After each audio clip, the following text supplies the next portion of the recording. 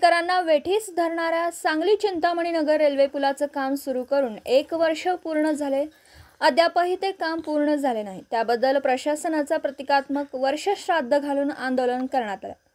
सांगली तासगाव रोडवरील चिंतामणी नगर येथील उड्डाण पुलाचं काम सुरू करून 1 वर्ष पूर्ण झालं, परंतु अजूनही या पुलाचं काम अपूर्ण आहे. सदर काम लवकरात लवकर पूर्ण होण्यासाठी प्रतिकात्मक पद्धतीने वर्षश्राद्ध घालून प्रशासनाचा निषेध आंदोलन करण्यात आलं.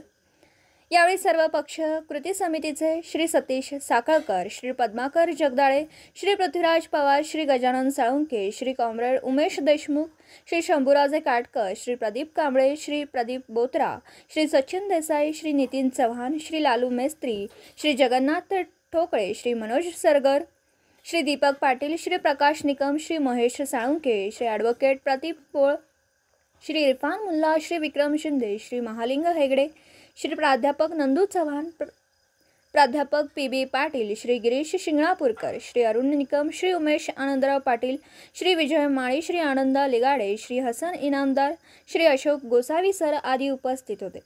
दरम्यान माधवनगर व्यापारी व नागरिकांकडूनही चिंतामणी नगर पुलाचं श्राद्ध घालण्यात आलं. यावेळी व्यापारी संघटनेचे प्रदीप बोथरा, राजू आवती, निलेश हिंगमिरे, अण्णा माने, विक्रम पाटील, उदय पाटील आदींसह व्यापारी व नागरिक उपस्थित होते.